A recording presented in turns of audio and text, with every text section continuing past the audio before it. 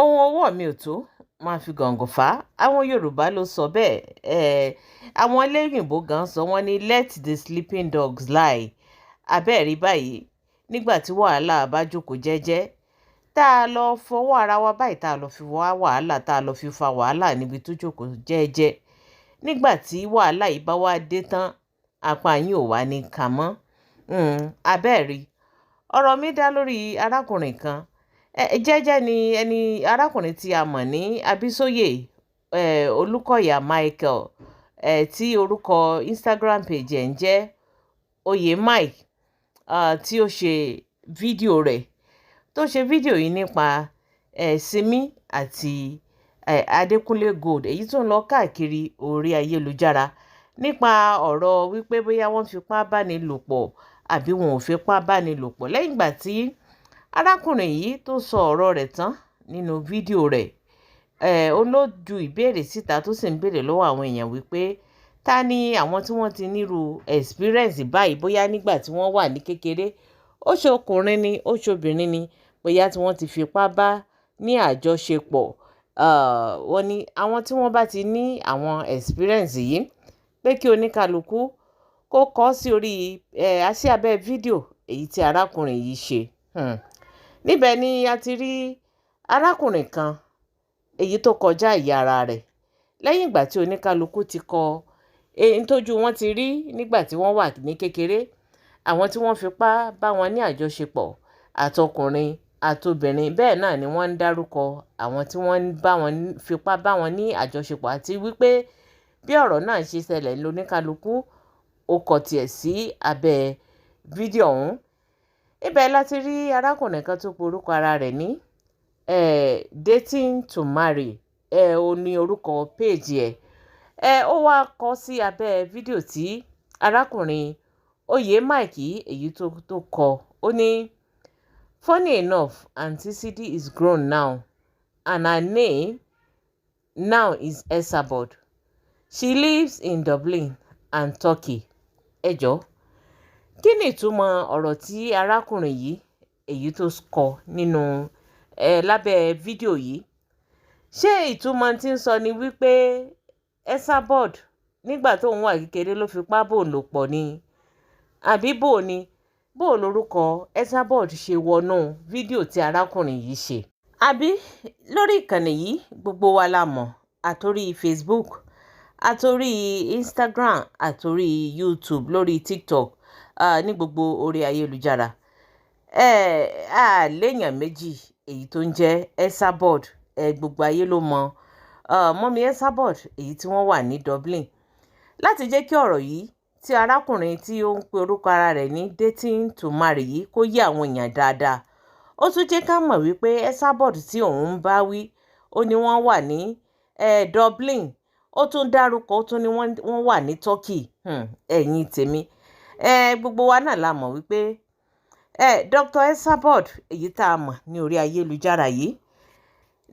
Dublin ò ní wọ́n fi ṣe ibùgbé, tó sì jẹ́ wípé ilé kejì wọn Turkey ni ò ní wọ́n wà. Kódà láìpẹ́ yìí ó ní wọ́n dé láti Turkey. Gbogbo wa náà la sì mọ̀ wípé tí màmá bá fẹ́ lọ fún ọludé, Turkey ni wọ́n máa ń lọ. Ẹ wá jẹ́ ká wò ó, ṣé àwa sọ wípé ọkùnrin yìí kò mọ ohun tí ń sọ ni? Àbí torí ọ̀rọ̀ tó kọ yìí ó jẹ́ nǹkan tó ya ọ̀pọ̀lọpọ̀ àwọn èèyàn lẹ́nu nígbà tí ó gbé ọ̀rọ̀ yìí sí abẹ́ fídíò arákùnrin Oyè Mike èyí tó béèrè ìbéèrè lọ́wọ́ àwọn èèyàn innocently. Kò dárúkọ màmá, kò dárúkọ ẹnìkankan, bí kò ṣe wípé ọ̀rọ̀ tó sọ lórí ọ̀rọ̀ Simi àti Adékúnlé Gold èyí tó ń lọ káàkiri, tó sì ní kí àwọn èèyàn kó kọ experience wọn sí abẹ́ fídíò náà, ẹni tí ó bá ti bá wọn ní àjọṣepọ̀ rí ní kékeré àti orúkọ ẹni náà pé kí wọ́n kọ síbẹ̀. Arákùnrin yìí ó sì gbójú gbóyà, ó kọ orúkọ màmá Esabod síbẹ̀, tó sì túmọ̀ sí wípé nígbà tó wà ní kékeré ó ní àwọn àti wọn làwọn jọ ní, ó ní wọ́n bóun tó fi túláàsì bá wọn ní àjọṣepọ̀. Ẹ̀yin tèmi, kódà lẹ́yìn ìgbà tó kọ ọ̀rọ̀ yìí, ó ṣe ni àwọn èèyàn ya bò tí wọ́n sì bẹ̀rẹ̀ sí ní sọ fún un wípé arákùnrin yìí ìkọjá àyè ni nǹkan tó ń ṣe yìí o. ó ti gògèrè kọjá ìwé bẹ́ẹ̀ nítorí wàhálà tó lọ fà yìí ṣe agbára rẹ̀ kaṣó lẹ́mìí rẹ̀ nígbà tí màmá bá dìde ogun sí ọ nígbà tí màmá bá mú ọ̀rọ̀ rẹ̀ bọnu ṣó lè dúró àní ṣó lè dúró nígbà tí wàhálà náà bá dé ẹ wo àwọn èèyàn ṣe làwọn èèyàn bẹ̀rẹ̀ sí ní sọ fún wípé gẹ́gẹ́ bí tẹ́nìkan kọ ẹnìkan ní why now ẹni náà sọ fún un bẹ́ẹ̀ náà lẹ́nìkan tún tẹ̀síwájú sọ fún un ó ní stop torí kò burú bẹ́ẹ̀ náà lẹ́nìkan tẹ̀síwájú sọ fún un pé Esabod name is Esther Tokunbo Asabi not Saida bẹ́ẹ̀ sì ni ẹni tó kọ ọ̀rọ̀ yìí ó kúkú máa ń tó kọ ó máa ń tí ń ṣe Saida tó fi sí gbogbo ẹ̀ lóye ṣùgbọ́n tó bá wá jẹ́ wípé Esabod tó kọ síbẹ̀ yẹn ló kọ lásán ni tí ò tún fi Dublin tí ò tún fi tọ́kì sí láti jẹ́ kó yá àwọn èèyàn ẹni tí ń bá wí gangan ẹ̀yin tèmi bẹ́ẹ̀ náà lẹ́nìkan sọ fún wípé man if there is anything the world needs to know please come out and say it men also needs to be heard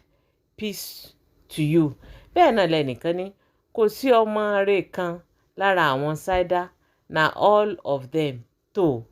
eléyìí lágbára o ẹnìkan náà bí léèrè ó ní as how now ó ní bó ló ṣe jẹ́ pé nígbà tó wà ní kékeré pẹ̀lú Esabod bíi ti báwo bó ni wọ́n ṣe ṣe ibo kó ṣàlàyé fún àwọn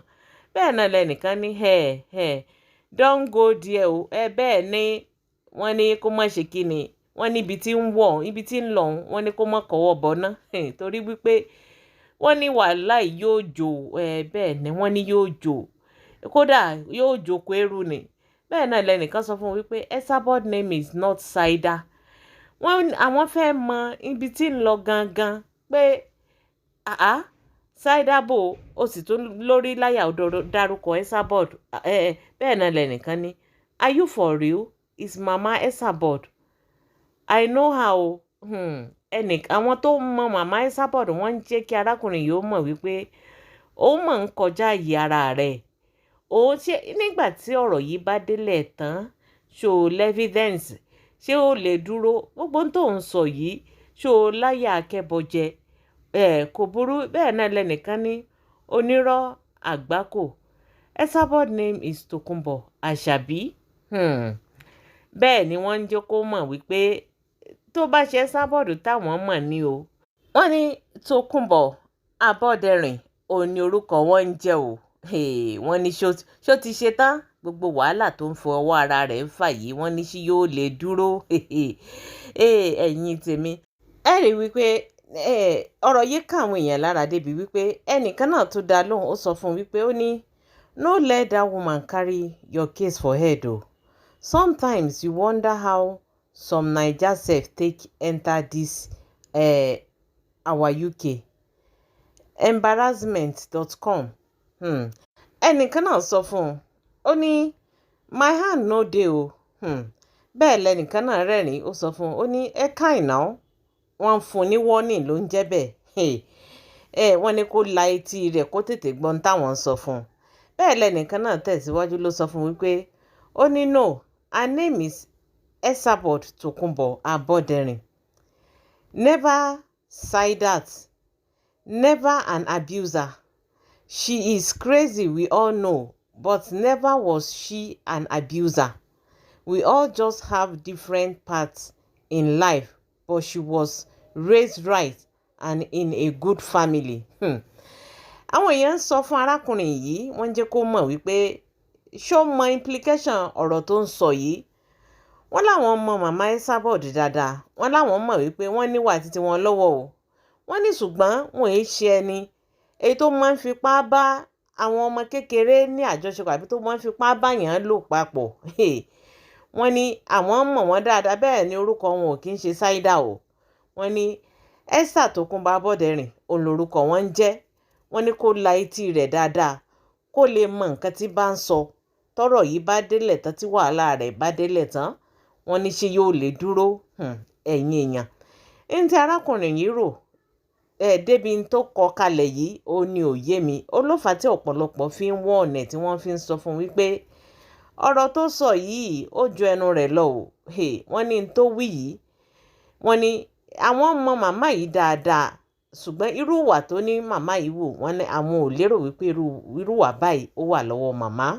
ní ọkùnrin tẹ́ ń wò yìí èyí tí ń wò bí ẹran orí ìrasì yìí nígbà tí wàhálà rẹ̀ bá dé ṣé arákùnrin yìí ṣó lẹ́mìí torí gbogbo ohun tó sọ kalẹ̀ yìí ṣé ó lẹ́fídẹ́ǹsì tí ó fi back up ọ̀rọ̀ tó sọ ó sọ síbẹ̀ ní specifically láti jẹ́ káwọn èèyàn mọ̀ wípé Esabod kò sí orúkọ yẹn kọ abẹ́rẹ́ ẹ̀yìn èèyàn bẹ́ẹ̀ náà ló tún tẹ̀síwájú ó ní Esabod tó wà ní Dublin tó tún wà ní Turkey nígbà tóun wà ní kékeré ó túmọ̀ sí wípé àwọn ni wọ́n yan òun jẹ nígbà tóun wà ní kékeré ó dàbí pé arákùnrin yìí kò mọ tí fi ń ṣeré yìí kò mọ tí fi ń ṣeré tó bá mọ ìtumọ̀ ọ̀rọ̀ tó sọ tó dáwọn yẹn ti sọ fún ní abẹ́ comment section wípé ṣó o ní evidence ṣó o ṣetán tí nǹkan kan bá wà níbẹ̀ tètè jáde síta kó o sì fi evidence back ẹ̀ up kó o jẹ́ káwọn èèyàn mọ tó pa ìwọ àti Dr. Esabod papọ̀ ní tòótọ́ àbí eré kí la já ń bẹ́kùn sí abẹ́ẹ̀rẹ́ arákùnrin yìí nẹ̀ ṣé bọ́bọ́ tá à ń rí yìí ṣé kò wá jìnnà ṣé ọjọ́ orí rẹ̀ ò wá kéré sí mọ̀mí Esabod tàbí sọ pé ń sọ gbogbo kàtàkàtà èyí tí ń sọ lẹ́nu yìí ìdí nìyí tẹ́nìkan fi ń bi léèrè pé are you for real is mama Esabod I know how wọ́n ń sọ fún un pé ṣé ó mọ tí ń sọ ẹ wò lọ́kùnrin tó ṣojú gbóǹkan yìí abẹ́rẹ́ kí wàá ní ọjọ́ orí eléyìí tí ó wàá mọ̀ fi sọ pé bóyá ńgbà tóun wà ní kékeré ó dáa náà kò burú o bóyá nígbà tí màmá bá rí fídíò yìí bóyá yóò wá ṣàlàyé nígbà tí wọ́n bá pè síta nítorí lọ́bẹ̀ tó fi wà rọ́wọ́ o torí eléyìí ò yé wa ẹ̀yin tèmi abẹ́rẹ́ wípé ó gbẹ̀nù tán kí ni tẹ́yin náà rò lórí ọ̀rọ̀ tó wà nílẹ̀ yìí gbogbo ìdáhùn yín ẹ fi sí orí comment section ẹ jẹ́ ká jọ sọ ẹ jẹ́ ká jọjọ́